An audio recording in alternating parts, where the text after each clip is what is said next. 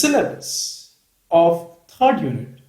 In this unit, guys, we have to study about CSMA, that is carrier sense multiple access, CSMA CD, that is collision detection, CSMA CA, that is collision avoidance.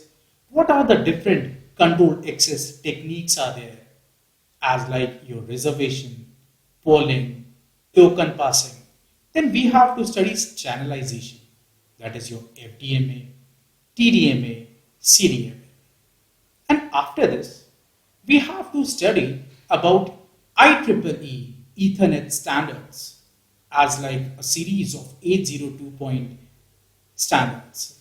Then we have to compare different Ethernet standards, as like your standard Ethernet, fast Ethernet, gigabit Ethernet, with reference to your MAC layer.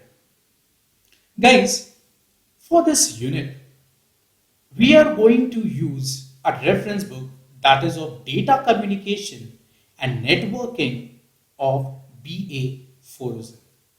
So most of the content, it is present in this book. So I kindly suggest students to refer this book. Now if you remember, guys, while discussing the outline of this subject, I told you about the outcome of this subject, that is the outcome number 3.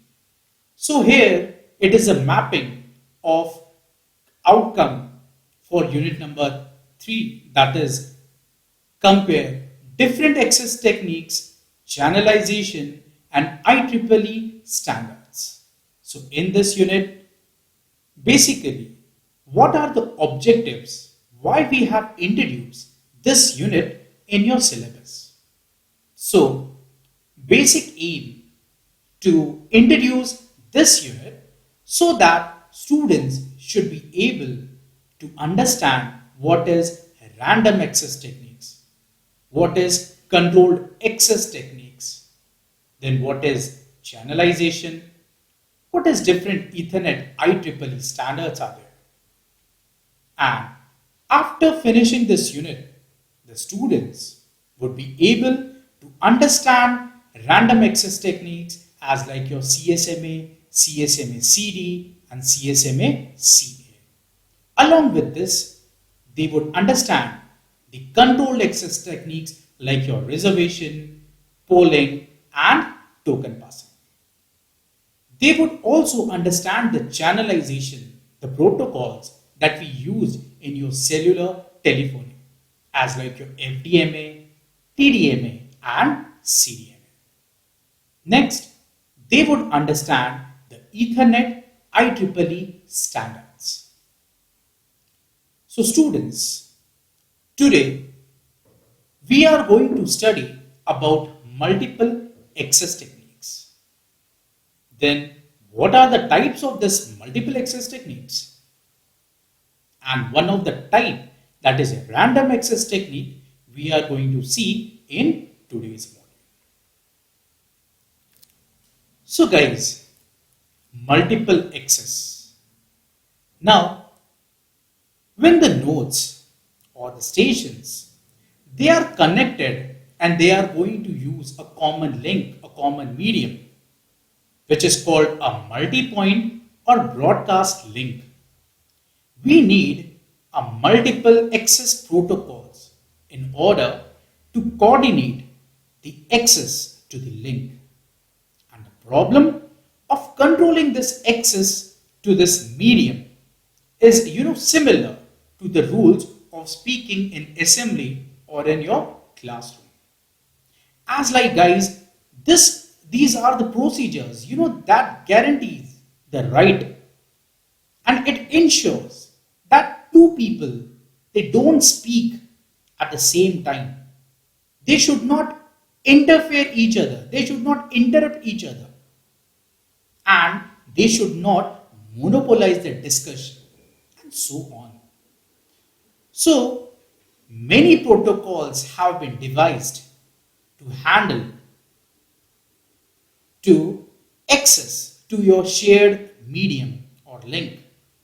And all these protocols, belong to a sublayer of data link layer that is called your multiple access resolution, or which is also called as a MAC layer, that is media access control. We are going to categorize these multiple access protocols into three groups. That is, first is your random access protocols. In random access protocols, there are another subtypes are there, that is called Aloha, CSMA, CSMA CD, and CSMA CA. Basically, these random access protocols are used in LAN and WAN. Next category, that is the second category, it is your controlled access protocols. In controlled access protocols, we are going to study reservation, polling, and token passing. Few of these protocols have been used in LAN and few it has been obsolete now. And the next protocols, that is called a channelization protocols. In this we are going to study FDMA, that is frequency division multiple access, time division multiple access, and code division multiple access. Basically these are the protocols that we are going to use in cellular telephony.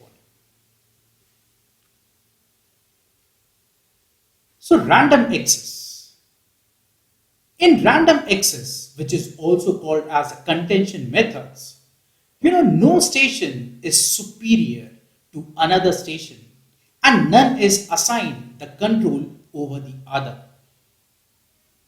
And no station, it is going to permit or doesn't permit another station to send. At each instance, a station that has a data to send, it uses a procedure which is defined by the protocol to make a decision on whether to send the data or not to send the data.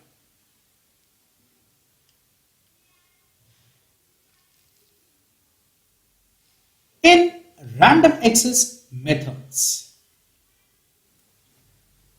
there are two features. That first, there is no scheduled time for a station to transmit. That is, transmission is random among the stations. And that is why the name it has been given random access. And second is that no rules it is specified which station should send next. So basically, stations, they are going to compete with one another to access the medium, to access the link.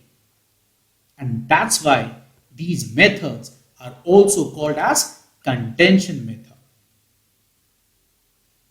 Now guys, in a random access method, each station, it has a right to the medium without being controlled by any other stations. And however, if more than one station tries to send, then there is a conflict, there is a collision, and the frames will be either destroyed or modified. So basically, in order to avoid these conflict, these collision, there is a protocols which has been evolved. First, that is called Aloha. Second, Aloha basically, it is a simple procedure.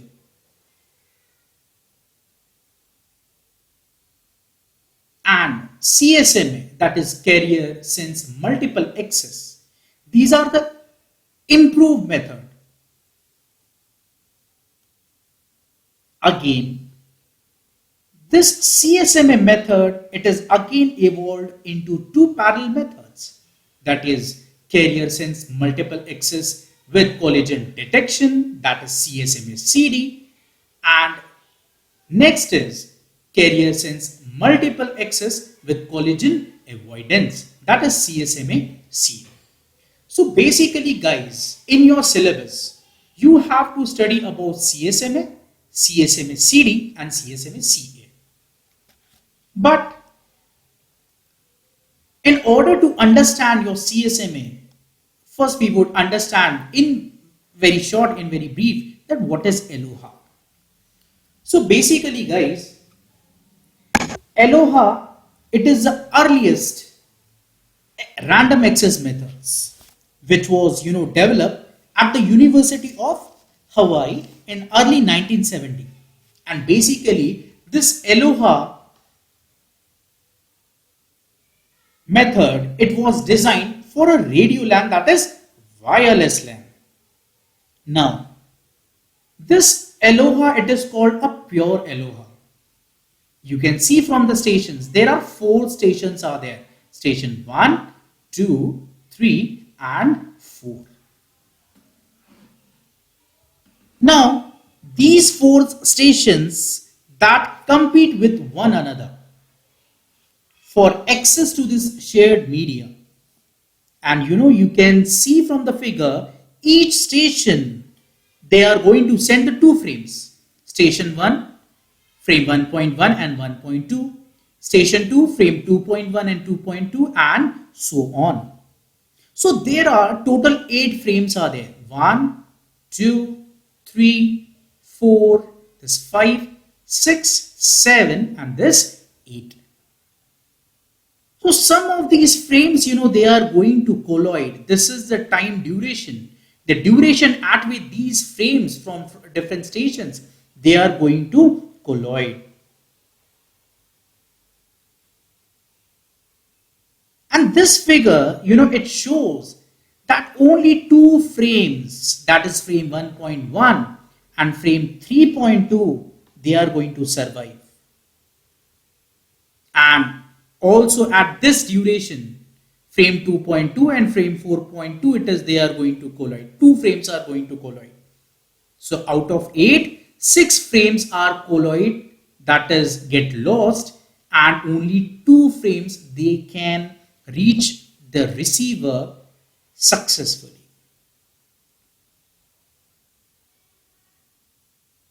So it is obvious guys that we need to resend the frames that has been destroyed or get lost during this transmission. And this basically pure LOHA, it relies on the acknowledgement from the receiver.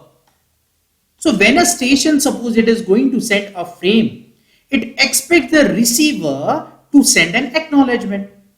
And if the acknowledgement, it doesn't arrive after a timeout period, because each station, it is going to wait for a period that is called a timeout period, whether its data, it has been reached to the receiver successfully or not.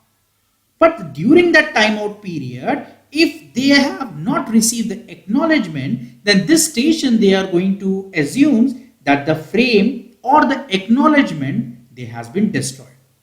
So in that case, they are going to resend the frames. And suppose guys, if all stations, they try to resend the frames after the timeout period, the frames, it would be colloid again. So each station, it waits for a random amount of time before resending its frame, which is called what? Back off time. In order to prevent congestion, in order to prevent what? Retransmission of that frame. So now we are going to start our actual topic, that is your CSMA. Now guys, CSMA, that is carrier sense multiple access. It means to minimize the chance of collision. To minimize the chance of collision and increase the performance, the CSMA method, it has been developed. And the chance of collision, it has been reduced if a station, it is going to sense the medium before it is trying to use it. Hence, CSMA requires that each station first listen to the medium, whether the medium it is idle or it is busy, before sending it. Hence, it is working on the principle that is a sense before transmit, or we can say listen before talk. And hence, CSMA can reduce the possibility of collision, but remember, it can't eliminate it. And the reason for this, it is the figure that you can understood from this figure, which is on your screen.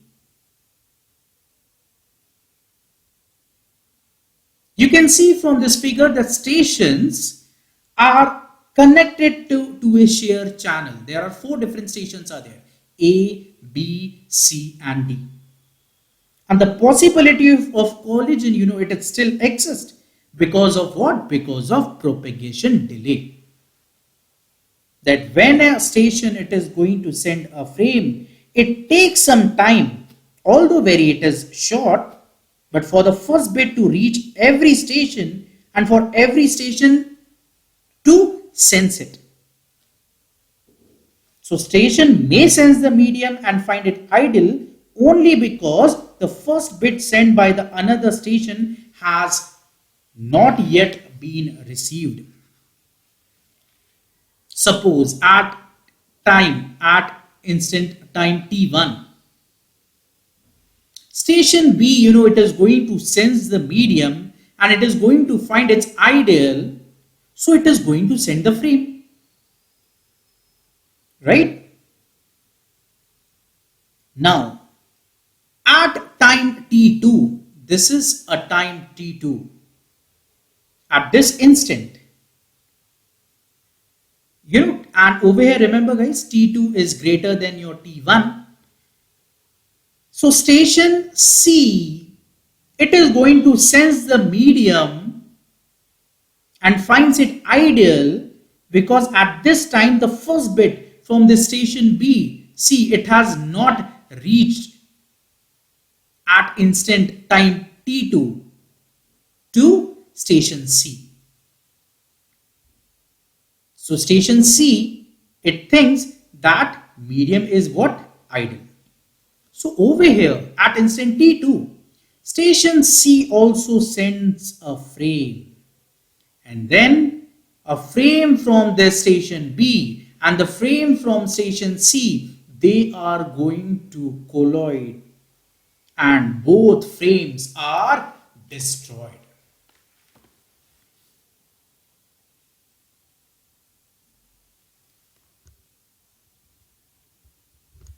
Now, the vulnerable time for CSMA, it is what? It is a propagation time which is denoted by TP. And this is the time that is needed for a signal to propagate from one end of the medium to the another end. So when a station it sends a frame, any other station tries to send a frame during this time, a collision would occur, and hence this time it is called a vulnerable time.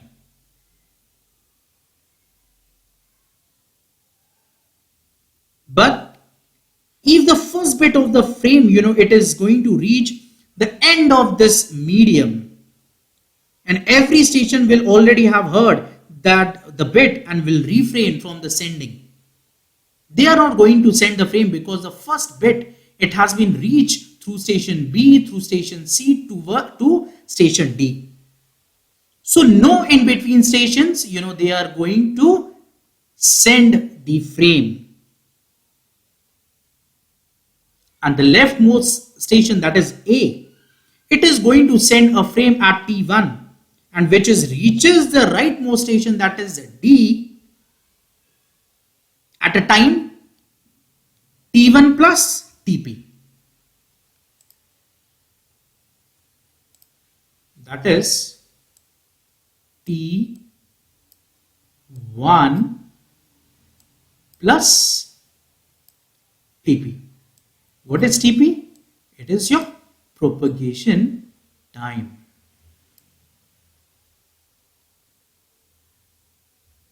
And T1, it is the instant at which this station A, it is going to send its frame.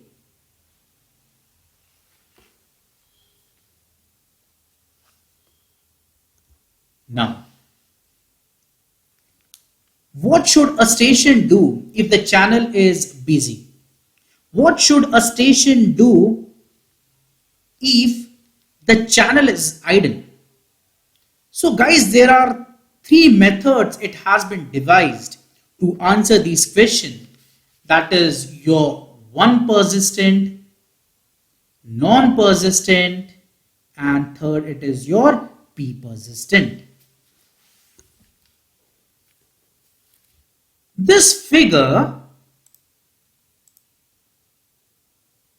it is going to show you the behavior of these three persistence methods when a station finds a channel busy. So we would focus on first, that is your one persistent method, which is very simple and straightforward. In this method, after the station finds the line it is idle, it sends its frame immediately with probability 1. You can see that each station, they are going continuously sensing the medium. If they are going to find it busy, they are not going to send it their data, the frames. But this is the instant, at which they found this medium idle. They have sent the data immediately with probability 1. And this method, it has highest chance of collision because two or more station may find this medium, may find this line idle, and they can send the frames simultaneously and immediately. And basically guys, Ethernet, it is going to use this method. Now we would focus on this non-persistent method. In non-persistent method, the station, the station which has a frame to send, it is going to sense the line. And if the line is idle, it is going to send the data immediately. But if this line, it is not idle, it is a busy, then it is going to wait for this random amount of time, and then it is going to sense this line, this medium again. And again, if it is going to find it busy, again it is going to wait for a random amount of time. So basically, non-persistence approach, they are going to reduce the chance of collision, because it is unlikely that two or more stations will wait the same amount of time, because this waiting time, it is a random for each station. However, this method reduces the efficiency of the network because medium remain idle. This is the medium, it remains idle when there may be stations with frames to send. But due to this random amount of time that they need to wait, since this medium, it is idle, but they are going to refrain from the sending. So due to this, the efficiency, it can be reduced. And the last method, it is called your P persistent method. This P persistent method, it is used if the channel, it has a time slot with a slot duration which is equal to or greater than the maximum propagation time. It means this P persistence method, it is going to, approaches, it combines the advantages of these two strategies. See, one persistence method is continuously going to sense it. And after this, it is going to use a non-persistent method. It finds a you know, it sends it. It is ideal because many stations are going to sense it at the same time. They are going to wait for a fixed, a slot duration. So in this method, after the station, finds the line idle, they follow few steps as like with probability P. This is the probability outcome. With probability P, the station sends its frame. And with probability Q, that is Q is equal to 1 minus P, the stations, it is going to wait for the beginning of the next time slot and checks the line again. So first case, it is the probability called, which is P, and next probability it is called, which is C, it is your Q,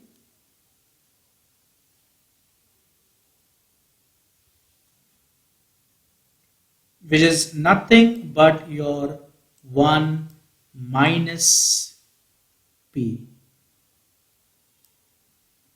which is nothing but your probability, it is Q.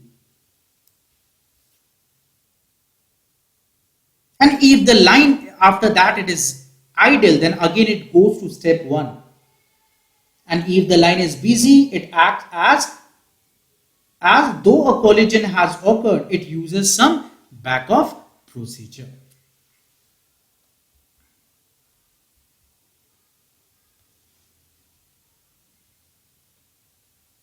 Now you can see this is the flow diagram for these 3 persistence methods.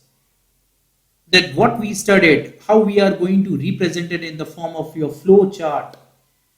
That station, it is continuously, it is going to sense the medium.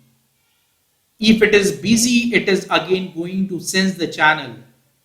And if it is ideal, then it can transmit it immediately. This is for one persistent. Non-persistent, if it finds a BC, it is going to wait for random amount of time.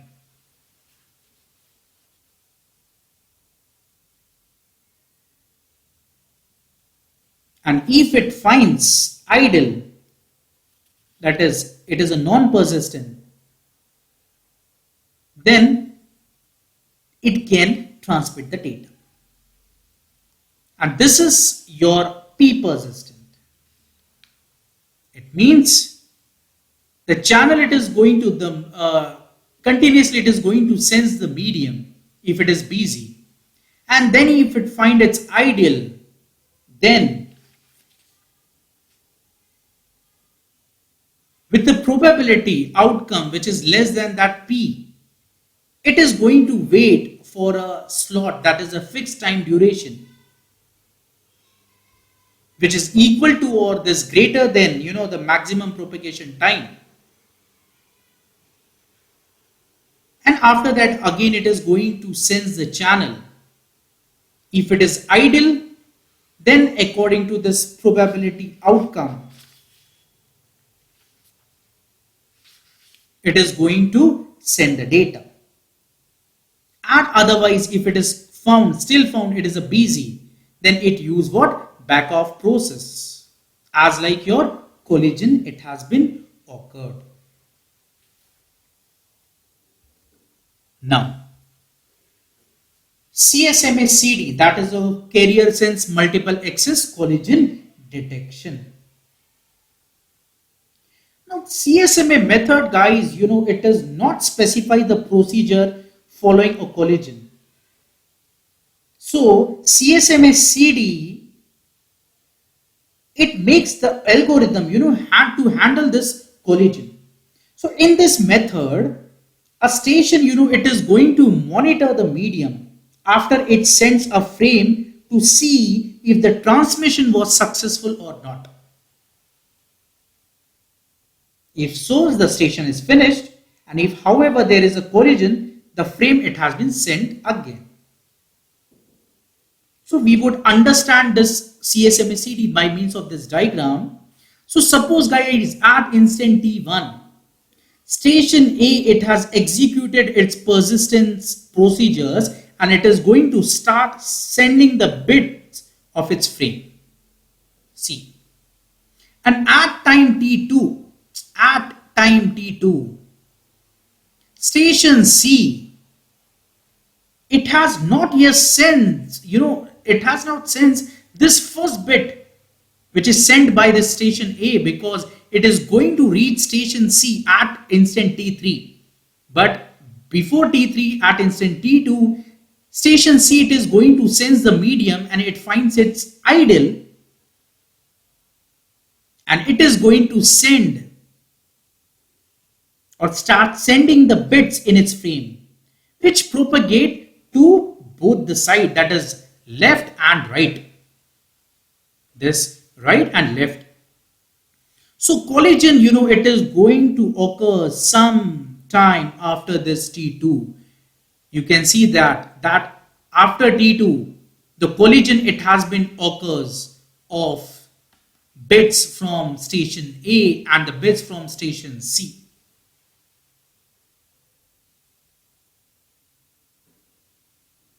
And station C, it is a collision at instant T3 when it is going to receive the first bit of the A's frame.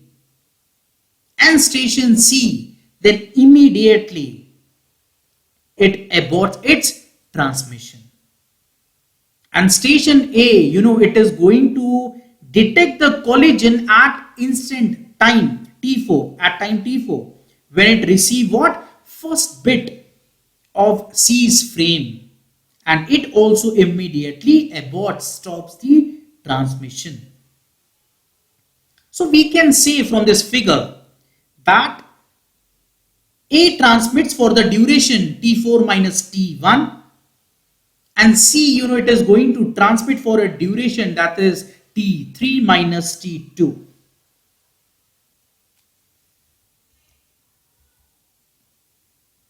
Now, this collision and abortion, that in your CSMACD, it would be more clear, in this figure.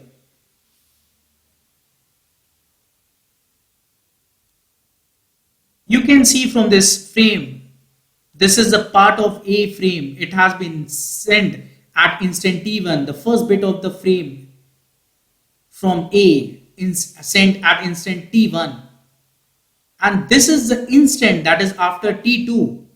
And this is the instant T2 at which station C finds its ideal, and it is also going to send the frame. And after T2, this is the instant at which the collision, it has been taken place.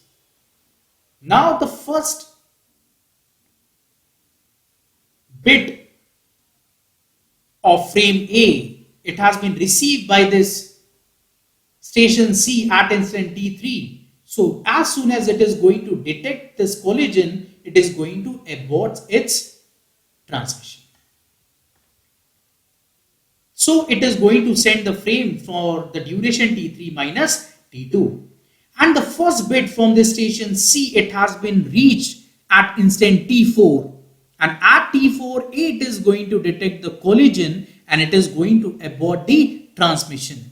It means the transmission time for this station A, it is what? T4 minus T1.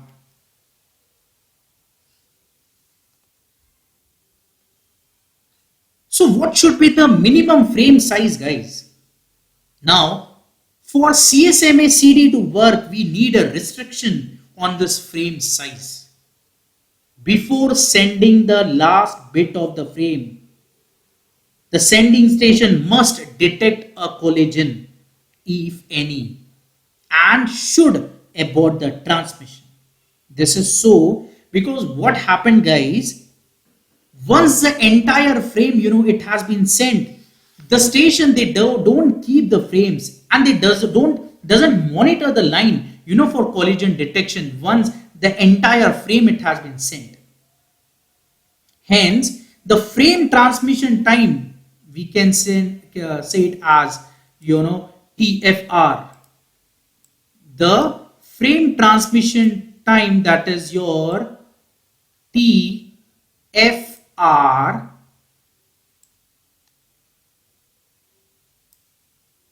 must be at least, two times the maximum propagation time.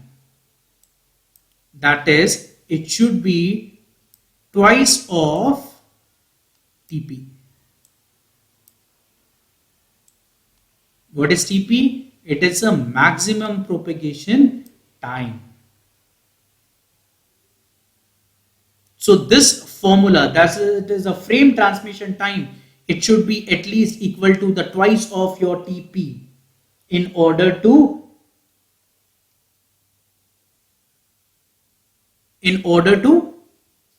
CSMA CD, it should work properly. So we would understand this concept by solving one numerical.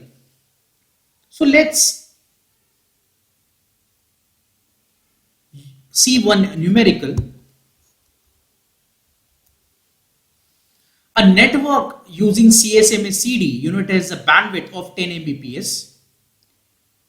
If the maximum propagation time, that is including the delays in the devices and ignoring the time needed to send a jamming signal, is 25.6 microsecond, then what should be the minimum size of the frame? So guys, as we know, TFR is equal to twice of TP and maximum TP propagation time is 25.6. So 2 into 25.6 is equal to what? 51.2 microsecond. It means, what does it mean? That in the worst case, a station, it needs to transmit for a period of 51.2 microsecond to detect the collision. Now, the minimum size of the frame, it should be what? Then 10 Mbps into your 51.2 microsecond, that is your 512 bits, or it is also called as 64 byte. You can divide this bits by divided by 8, you would get 64 byte. So this is actually the minimum size of the frame for standard Ethernet.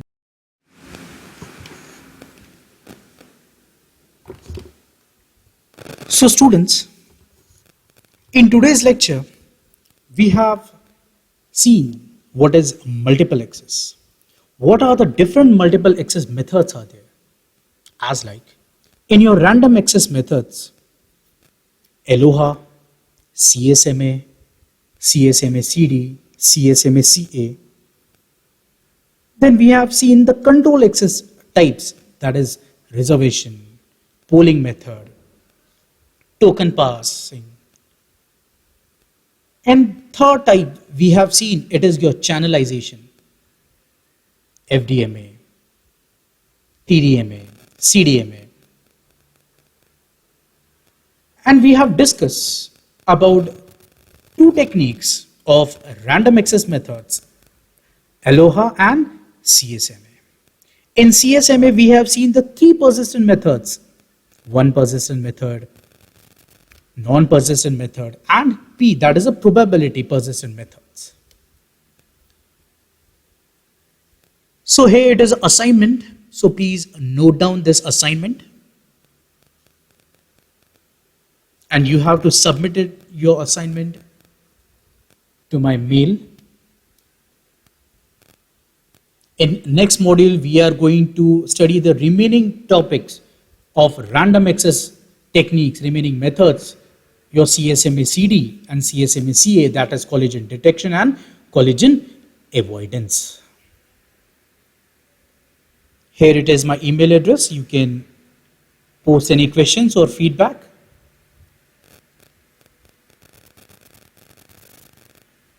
That's all about today's lecture. Thank you very much.